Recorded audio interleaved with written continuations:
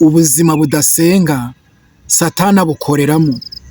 Ubuzima budafite icyerekezo butari mu Imana Satani ajya abukoresha.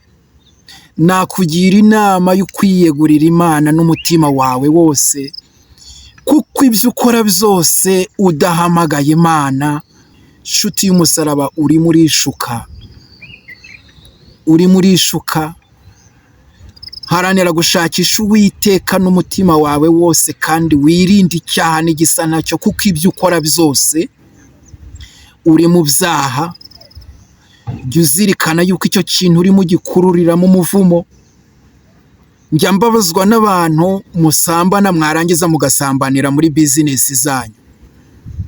Niba ufashe ibicuruzwa byawe cyangwa butike cyangwa uruganda, warangiza ukaruzanamo ihabara cyangwa se ukarusambaniramo, jya uzirikana dayimoni yinjije mu bicuruzwa byawe cyangwa se muri butike yawe cyangwa se mu ruganda rwawe.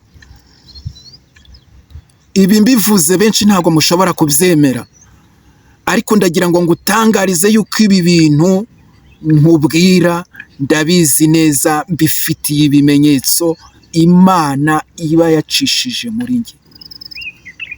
Iyo winjije indaya mu bicuruzwa byawe, dore ikintu kizakubaho, cyangwa se nubigenzura uzandike muri komenti uzambwira.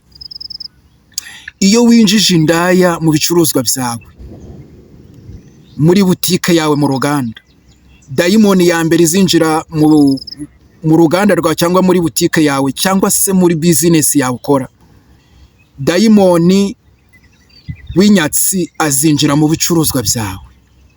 Ni ukuvuga ngo uwo mudayimoni iyo yinjiye mu bicuruzwa byawe cyangwa se muri butike cyangwa se mu ruganda rwawe, ntabwo, ni ukuvuga ngo icyo uba ukoreye aho uba uhamagaye izindi mbaraga aho hantu.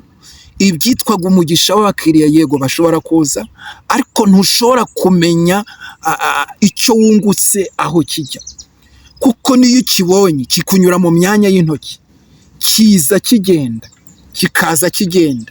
Ntushobora kuramisha ikintu, ntushobora kubika ikintu kuri konte ngo uteganye kuba wagikoramo ikindi kintu.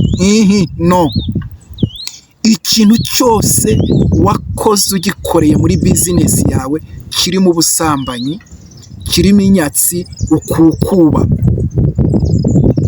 iraza igakukumba, igenda ikukumba buhoro buhoro, igenda itwara 5, itwara 10, itwara 50, ku buryo n'inyungu wungutse irenze ayo ngayo. Ushobora kugira ngo ugiye kuyiguramo ikintu runaka ugire icyo ugeraho, ugashiduka kijemo inyatsi runaka, kubera ko cyajeho umuvumo warangije kucyanduza.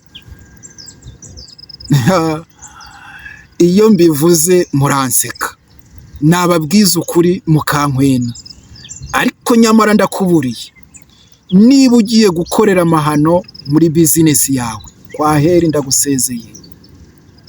Bizinesi yawe izazamo inyatsi, niho uzabona uruganda rwawe rutangira kuzamo inyatsi, imashini zipfapfana, ubona ukoresha buri gihe imodoka zitwara ibyo mu ruganda zipfapfana, ukumva ngo imodoka yahera imyaha, ukumva ngo ibyo bagiye kuranguza Rwanda Revenue yabifashe kubera iyi mpamvu. Mbese ntihabura inzitizi.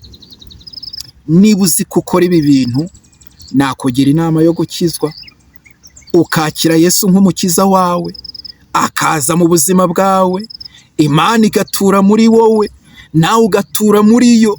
Niyo mpamvu navuze ngo bizinesi yawe yihamagaremo Imana, icyo ugiye gukora cyose hamagaramo Imana, ikibera umuyobozi. Ariko niwemerera Imana, ndugu yangu, haleluya, ukemerera Imana ikakubera umuyobozi mwiza, ukirinda icyaha n'igisa nacyo, ukemerera Kristo akakubera umucyo ukumurikira, nshuti yanjye, uzajya ureba uko byikora. Ntabwo twese duhwanyije imigisha. Mfite ibyanjye nkora, mfite ibyo njyamo, iyo mpamagaye Imana mbona impereza ibirayi ngaburira abana. Bishobora kuba bike ariko bigataha kandi bikitwa ibyiza. Rero nyurwa n'utwo mfite, ariko nkawe Imana yahaye bizinesi ikomeye cyangwa ngari, ukayizanamo icyo kintu, nuramuka utanyuze inzira nkuburiye, uzambwira ahazaza. Ushobora kuba wabikora utabizi, ariko ubu ngubu ndakuburiye, umudayimoni w'inyatsi azagutera. Nutaba amaso rero kazi yake. Havugwa menshi akumvwa na bene yo. Wakumviye Imana.